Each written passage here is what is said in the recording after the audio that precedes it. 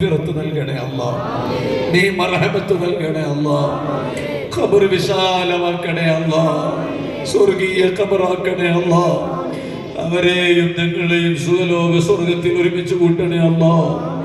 ജീവിതകാലത്ത് ചെയ്ത മുഴുവൻ നന്മകൾ അവർക്കും ഞങ്ങൾക്കും അതിൽ ഒന്നുപോലും നഷ്ടപ്പെടാതെ എല്ലാം നിന്റെ തൃപ്തിയിലായിക്കൊണ്ട് അതിൻ്റെയൊക്കെ സന്തോഷം ഖബറിലും മഹ്ശറിലും അനുഭവിക്കാനും ആസ്വദിക്കാനും അവർക്ക് ഞങ്ങൾക്ക് നീ ഭാഗ്യം തരണേ അല്ലാ.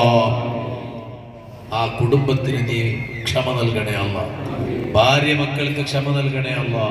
ചെറിയ വയസ്സുള്ള 3 മക്കളെ പിതാവല്ലേ കാറിന്റെ മുകളിൽ ബോനറ്റിൽ എഴുതി വെച്ചുപോയി ഉപ്പച്ചി മരിച്ചു. നിങ്ങളൊന്ന് ആലോചിച്ച് നോക്ക്, ഉപ്പച്ചി മരിച്ചു എന്ന് പറഞ്ഞിട്ട് ബാപ്പ മരിച്ചതിനെ കുറിച്ച് എഴുതി വെച്ചുപോയി.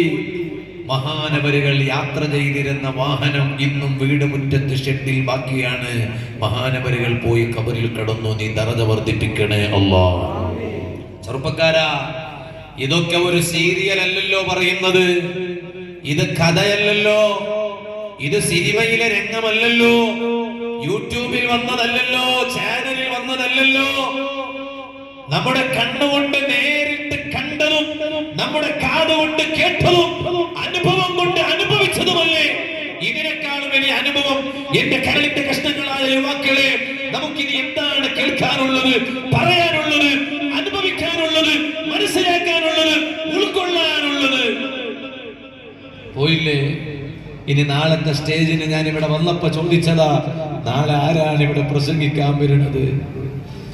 ഇന്ന് ഈ നൗഫൽ സഖാഫി പ്രസംഗിക്കാൻ വന്ന ഇതേ സ്റ്റേജിൽ നാളെ പ്രസംഗിക്കേണ്ടിയിരുന്നത് ഉസ്താദായിരുന്നു.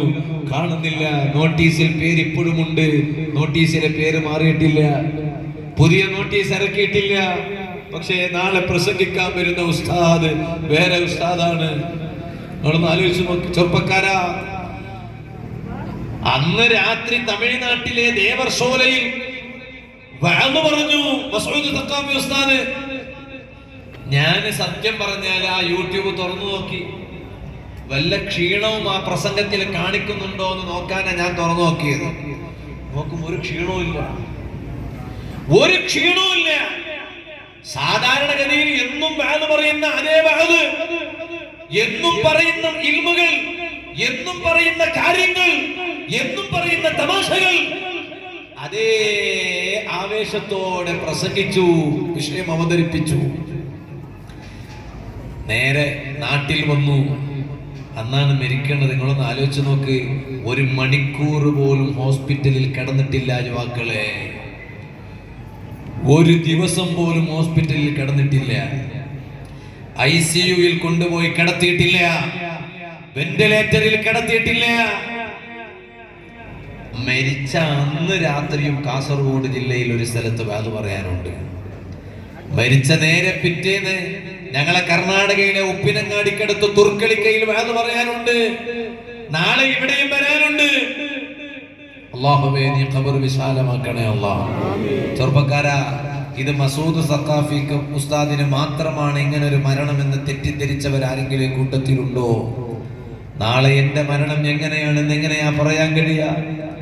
നിങ്ങളെ മരണം എങ്ങനെയായിരിക്കുമെന്ന് എങ്ങനെയാ പറയാൻ കഴിയ? അതുകൊണ്ട് ഇന്നത്തെ സദസ്സിൽ ഒരു തീരുമാനമെടുത്തേ മതിയാകൂ. യുവാക്കളെ, നന്നാകാൻ ഏറ്റവും ഉചിതമായ സമയം ഇനി ഇതിനേക്കാൾ നല്ലൊരു സമയം ഇനി കാത്തിരിക്കണ്ട. അതാണ് പരിശുദ്ധ ഖുർആനിൽ അല്ലാഹു ചോദിച്ചത്, അവലം നുഅമ്മിറുകും മാ യതദക്കറു ഫീഹി മൻ തദക്കർ വജാഅകുമുൻ നദീർ. ഖുർആൻ ചോദിച്ചില്ലേ? നമ്മുടെ ചങ്കിൽ തറക്കുന്ന വിധത്തിലാണ് പരിശുദ്ധ ഖുർആൻ എന്നോട് നിങ്ങളോട് ചോദിക്കുന്നത്. അവലം നുഅമ്മിറുകും മാ യതദക്കറു ഫീഹി മൻ തദക്കർ. ഞാൻ നിങ്ങൾക്ക് കുറെ ആയുസ് തന്നില്ലേ, കുറെ ആയുസ് തന്നില്ലേ?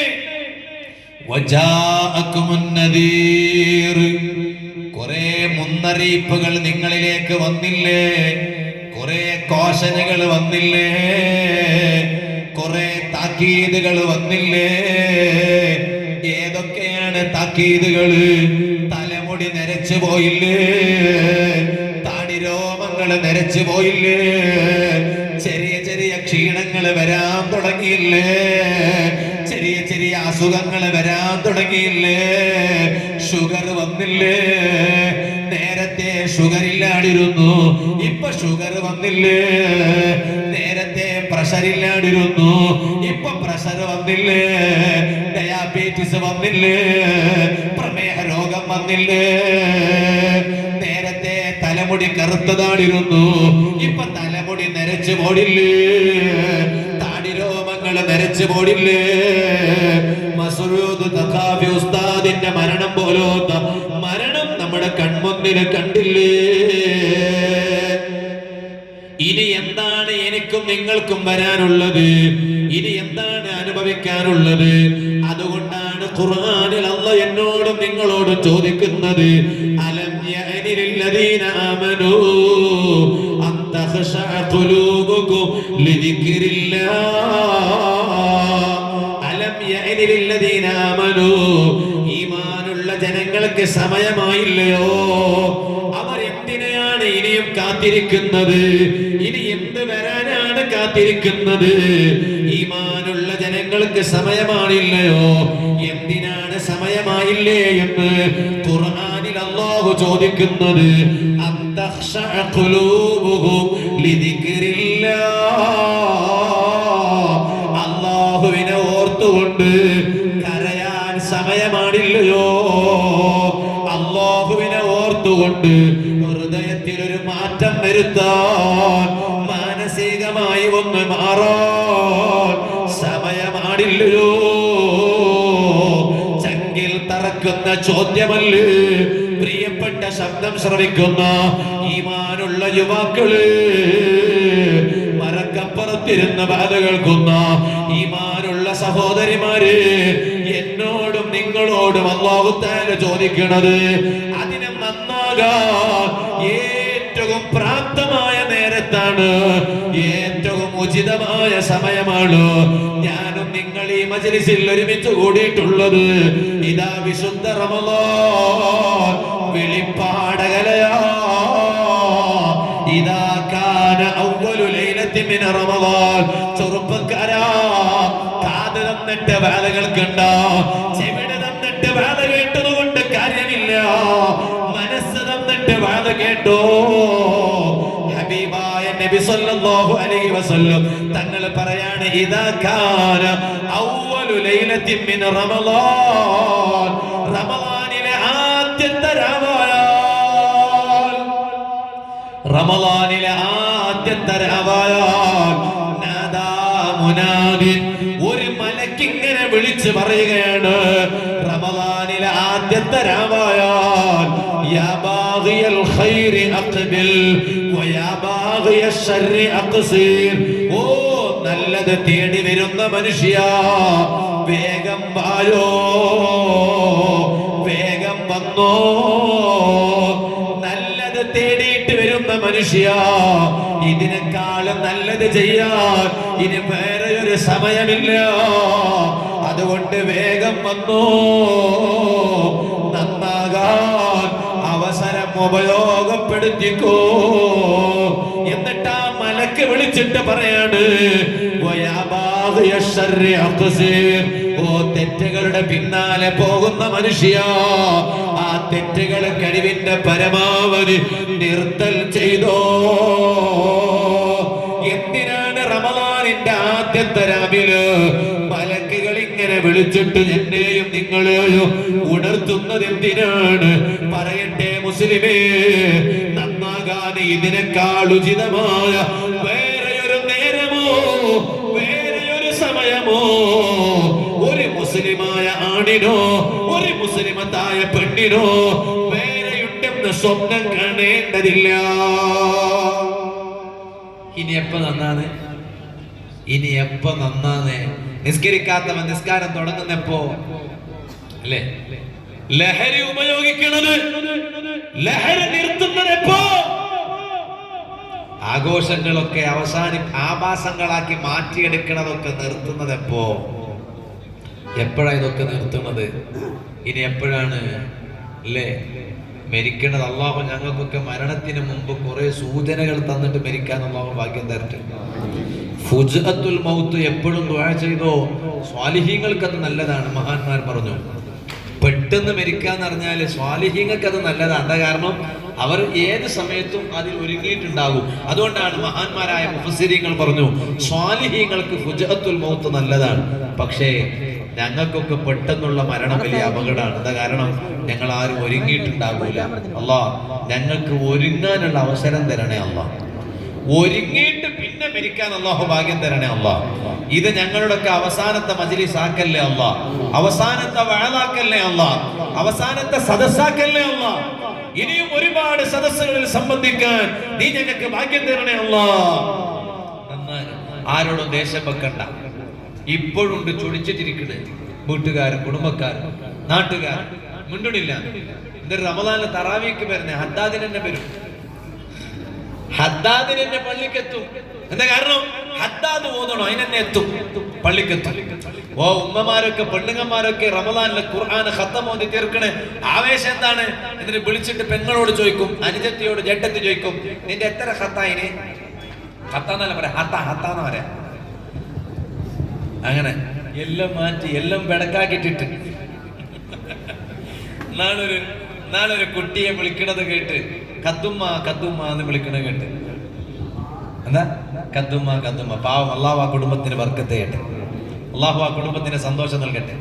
കത്തുമ്മ എന്ന് പറഞ്ഞാൽ കുഞ്ഞിന്റെ പേര് വിളിക്കാൻ. അപ്പൊ ഞാൻ മെല്ലെ ഒരാളെ വിളിച്ചു വെച്ച്, എന്താ പേര്? നാം ക്യാ ഹൈ ബേട്ടി കാ നാം ക്യാ ഹൈ? എന്താ കുട്ടീന്റെ പേര്? അപ്പൊ അവർ പറഞ്ഞു ഖദീജ ഉമ്മ. ഖദീജ ഉമ്മാനെ സ്നേഹത്തിൽ വിളിക്കാണ് കത്തുമ്മ. അള്ളാഹു ആ കുട്ടിക്ക് ബർക്കത്ത് ചെയ്യട്ടെ, അള്ളാഹു ആ കുടുംബത്തിന് ബർക്കത്ത് ചെയ്യട്ടെ. അവരും വാത് വെക്കുന്നുണ്ടാവും. അവരെ ചീത്ത പറഞ്ഞതല്ല, അവരെ നിസ്സാരപ്പെടുത്തിയതല്ല. നല്ല നല്ല പേരുകളൊക്കെ അങ്ങനെയാണ് അല്ലേ? അൻസാർ എന്ന പേരുണ്ടാവും, അതിനെ പേരെ കോലത്തിലാക്കി മാറ്റും.